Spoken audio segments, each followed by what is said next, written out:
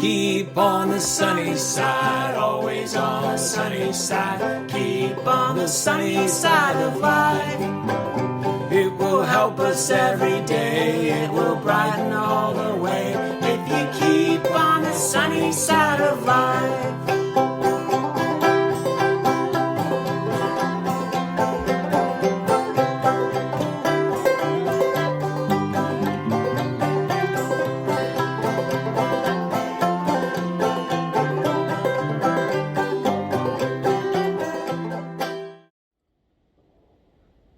Merry Christmas. This is Joe Martin, pastor at First Baptist Church in Toledo, Washington. And I just wanted to say this. I know there's a lot of you that cannot be at some of our services over the Christmas weekend. And I just wanted to make sure I sent this message to you to wish you a Merry Christmas and to just share a few thoughts. And I'm going to also share at our some of similar thoughts at our candlelight service. We are having a candlelight service coming up tomorrow night at on Saturday night at 7:00, and it'd just be great to have you there. It's a brief but really special and to remember what we're really thinking about.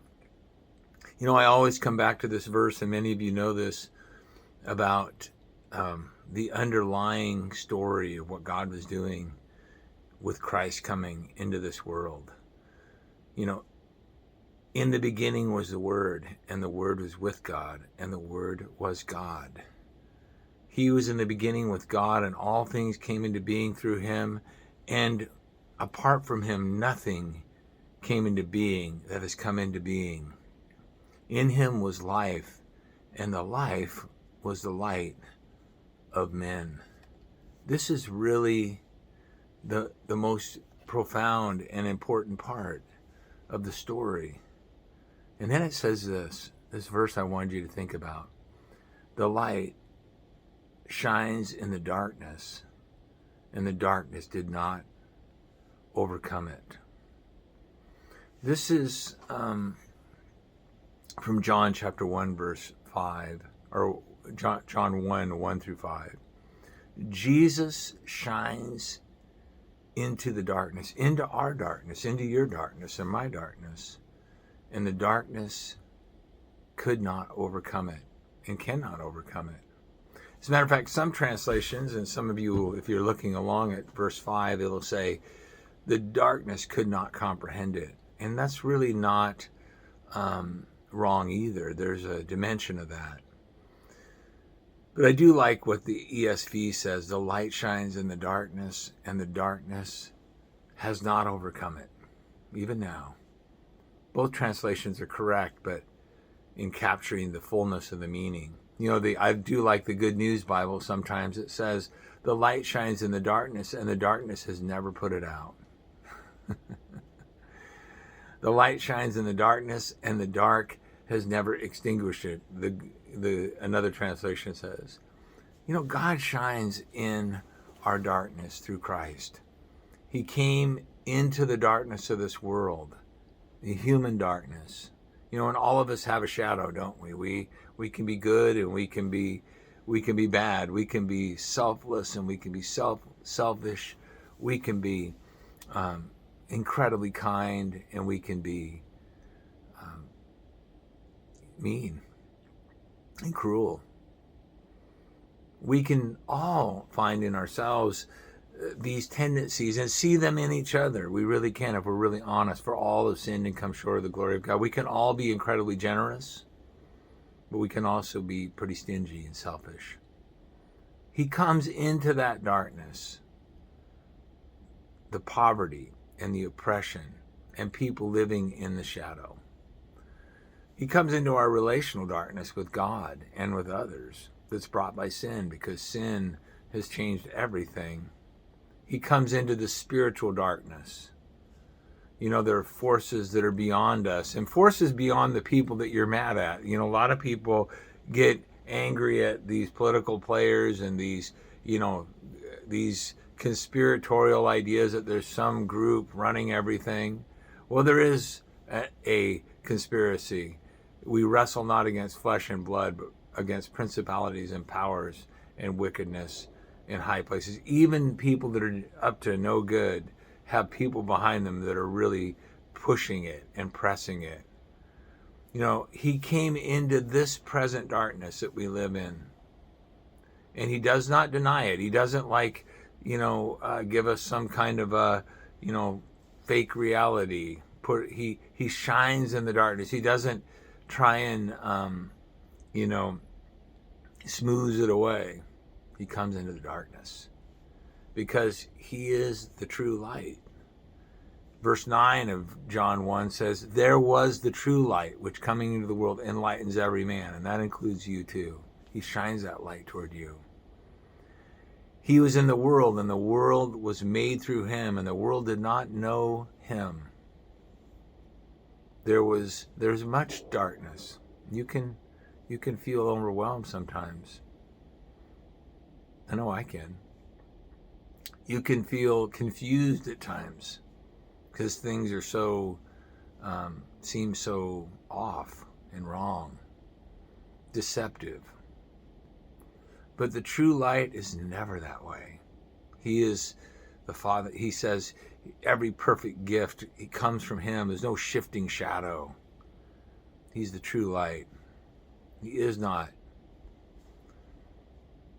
and it could not ever overcome him, overcome that light. You know, even this little candle here, the darkness is no match for it. Even a little flicker. Jesus came to be and still is the true light in your darkness right now. And that darkness that you're dealing with in your life, and maybe around your life or in the situations of your life, or maybe the way you see the world, you don't have to be pessimistic about yourself or others. You don't have to be like idealizing, looking for some perfect, individual or group. We're all a mix. But the reality is the light comes into things as they are, and it cannot overcome his light. He is the light of love over all the darkness of hate. He is the light of forgiveness over all the darkness of guilt and shame.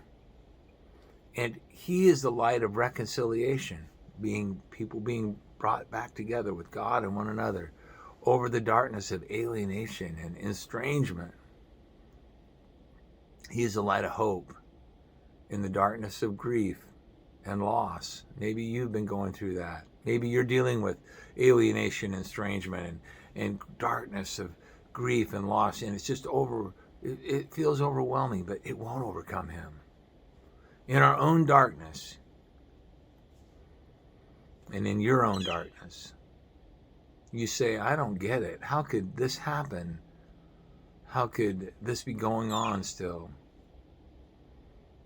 You don't comprehend his light. And we can't fully understand the ways of the Lord. Jesus said there's only one way to understand his light. You must follow him by choosing faith. Remember, it says in the rest of this passage, it says he came to his own, and those who were his own did not receive him. He gives you the right to not receive him.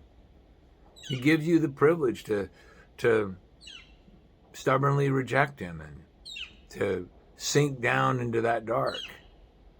But he also gives you the choice to choose light. But as many as received him, to them he gave the right to become children of God, even to those who believe in his name. Jesus spoke to his disciples in John 8:12. He said, then Jesus again spoke to them, saying, I am the light of the world. I am the light of the world, he said.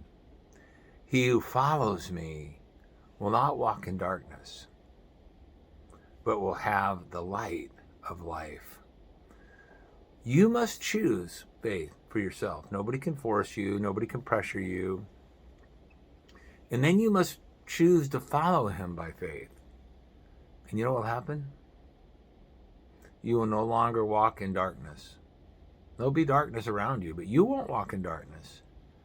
You will become a light bearer because you have the light of life. Now this is so important, this message. And we're going to celebrate this message at 7 o'clock on Christmas Eve in many ways of sharing about that and singing and joining. I want you to come and bring somebody.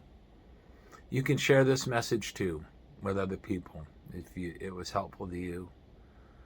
But remember, if you choose him in faith, to trust him and to follow him, you have the light of life, and you can offer that to others. Merry Christmas to you. God bless you. You know I love you. We've been many of you and I have been friends. I've been your pastor. Maybe I've been your pastor in the past for decades. God bless you, and have a Merry Christmas.